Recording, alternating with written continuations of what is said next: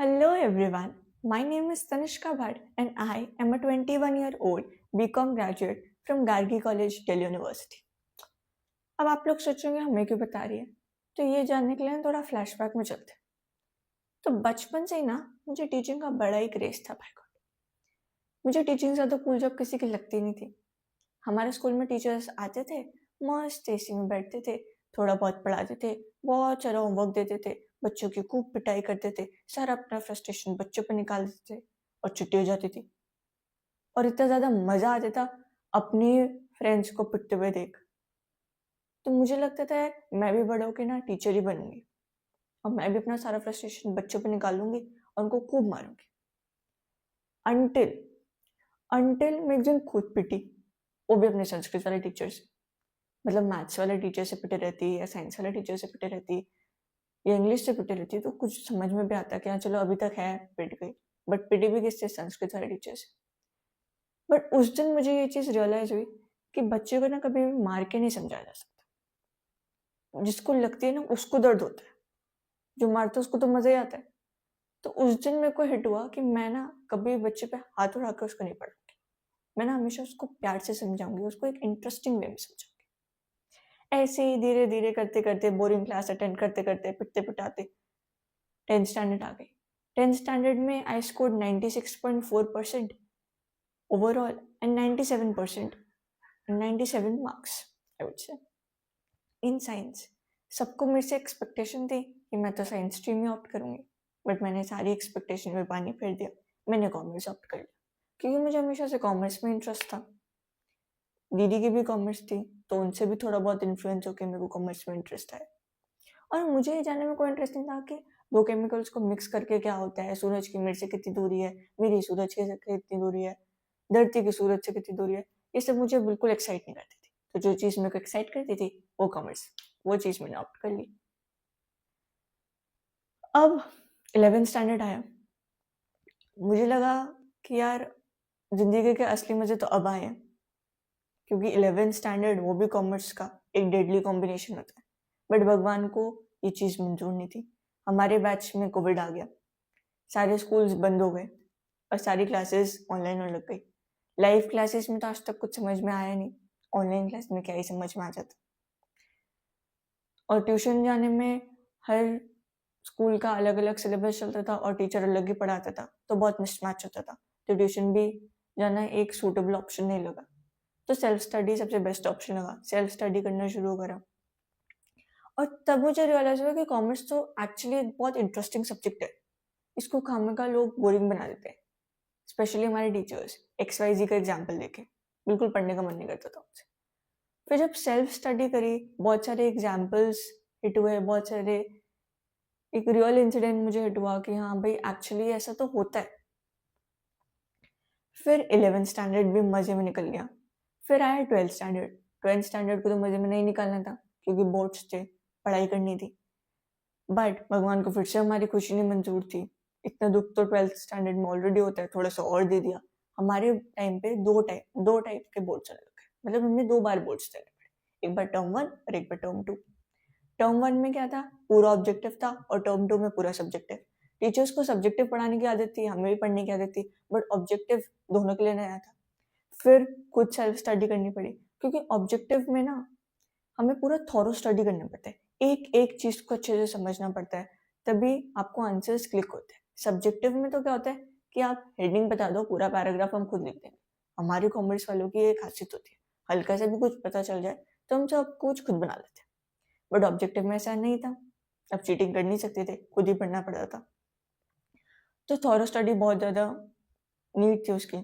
तो टीचर्स तो स्कूल के पढ़ाते नहीं थे, और यूट्यूब पे भी जो पढ़ाते थे वो अपने पीडीएफ्स के थ्रू पढ़ाते थे, उसमें भी कीवर्ड्स मिसिंग होते थे। तो एनसीईआरटी को स्किप करना तो कोई ऑप्शन नहीं था, और उस टाइम पे कोई भी एनसीईआरटी नहीं पढ़ाता था। फिर जैसे ही 12th पास हुई, फिर से एक भूकंप आया, वो था सीयूईटी। हमारे टाइम पे सीयूईटी को भी इंट्रोड्यूस करा दिया, वो भी पूरा ऑब्जेक्टिव बेस्ड था। फिर थॉरो स्टडी रिक्वायरमेंट थी। एक बार को आप बिजनेस और इकोनॉमिक्स तो आप ऑब्जेक्टिवली पढ़ सकते हो, ऑब्जेक्टिव टाइप पेपर्स के लिए पढ़ सकते हो, बट अकाउंट्स को ऑब्जेक्टिव टाइप पेपर के लिए पढ़ना बहुत ही डिफिकल्ट होता था, बहुत सारी प्रैक्टिस रिक्वायरमेंट होती थी। और उस टाइम पे क्वेश्चन भी कम थे, क्योंकि उसी टाइम पे नया नया इंट्रोड्यूस होता था। सब्जेक्टिव टाइप के लिए तो मिल जाते थे, ऑब्जेक्टिव टाइप के लिए ढूंढना बहुत मुश्किल होता था। तो बहुत सारे सैम्पल पेपर खरीद के फिर उसमें कुछ क्वेश्चन नहीं समझ में आता था, तो फिर गूगल करके फिर उसको थोड़ा बहुत रिलेट करके उसके बारे में पढ़ के फिर आंसर निकलते थे। क्योंकि टीचर्स यूट्यूब पे कॉन्सेप्ट तो समझाते थे बट क्वेश्चन प्रैक्टिस फिर एक बहुत बड़ा गैप था जो नहीं कोई करवाता था। तो उस टाइम पे लगता था यार काश कोई ऐसा टीचर होता जो एनसीईआरटी भी पढ़ा देता, कॉन्सेप्ट भी पढ़ा देता, सब्जेक्टिव टाइप भी क्वेश्चन सॉल्व करा देता, ऐसे ऐसे समझा देता कि बिल्कुल एक बारी में आंसर्स क्लिक हो जाते। तब मुझे लगा कि मैं जब टीचर बनूंगी ना एक दिन, तो मैं ये सारी चीजें कवर करूंगी। And I am really really thrilled to announce कि वो एक दिन आ चुका है। And I am introducing the first batch of my life, the batch which is closest to my heart, the batch of 11th and 12th graders, the batch of 26-27. So if you are in 12th standard or if you have just completed your 10th standard and willing to opt commerce in 11th standard, please subscribe the channel to be the part of this entire journey where I'll not just be focusing on concepts तो आप पढ़ ही लोगे। I'll be focusing on relatable examples जो आपके संग हमेशा रहे, जो आपको हर टाइम क्लिक करे। कोई भी क्वेश्चन आप पढ़ो तो उसी टाइम आपको इंस्टेंटली समझ में आ जाए कि किस टॉपिक से रिलेटेड है। I'll be covering numbers and numbers of objective question, numbers and numbers of subjective questions, हर चीज I'll be covering। और सिर्फ 12th स्टैंडर्ड तक ही मैं आपके साथ नहीं रहूंगी। 12th स्टैंडर्ड के बाद जब सीवेट आएगा ना तब भी I will be guiding you कि कैसे एक स्ट्रैटेजी बनानी चाहिए ताकि आप अच्छा स्कोर कर पाओ, कैसे कॉलेजेस को सेट करना चाहिए ताकि आपको बहुत अच्छा कॉलेज मिल सके। और कॉलेज में भी जब आपको कॉलेज भी मिल जाए तब भी मैं आपका साथ नहीं छोड़ूंगी। उसके बाद भी I will be guiding you कि कौन सी सोसाइटीज ज्वाइन करनी चाहिए, क्या इंटर्नशिप्स करनी चाहिए या नहीं करनी चाहिए। और उसके बाद भी I will be telling you how to land a very good job. तो इफ यू आर मतलब रियली इंटरेस्टेड कि हाँ ये सब मुझे करना है, मुझे भी 12th में अच्छे नंबर चाहिए, मुझे भी सीवेट में अच्छा स्कोर चाहिए, मुझे भी अच्छा कॉलेज चाहिए, मुझे भी अपनी जो कॉलेज लाइफ है उसको बेस्ट तरीके से जीना है, उसको उस टाइम को पूरा यूटिलाइज करना है प्रोडक्टिवली। फन पार्ट भी होता है बट प्रोडक्टिवली यूटिलाइज करना भी बहुत इंपॉर्टेंट होता है। अगर आपको ये सब लगता है कि यू टू नीड इट, तो you need to subscribe the channel and be in this journey. I am a little new, I'm a little nervous at this point कि जो चीज़ मैंने बचपन में सोची थी कि हाँ मैं टीचर बनूंगी, I am actually doing it, I am recording और मैं अब कुछ दिन बाद आई विल बी टीचिंग। वो सब चीज़ एक मतलब एक ड्रीम जैसा लगता है but it's actually the reality.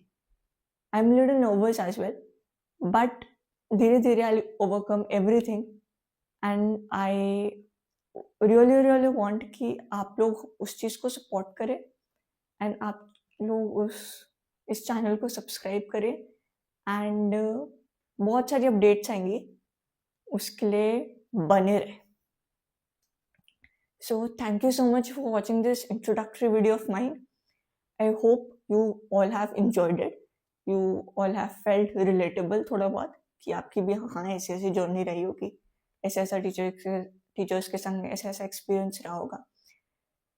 तो that's it for this video and just subscribe the channel for more updates because अब मैं हर थोड़े थोड़े दिन में वीडियोस डालते रहूँगी जो आपके लिए बहुत बहुत हेल्पफुल होंगे। और ये वीडियोस आपको बहुत रेयरली यूट्यूब पे मिलेंगे क्योंकि मैंने एक्चुअली ये चीज़ें फेस करी हैं अपने स्टूडेंट वाले जर्नी में।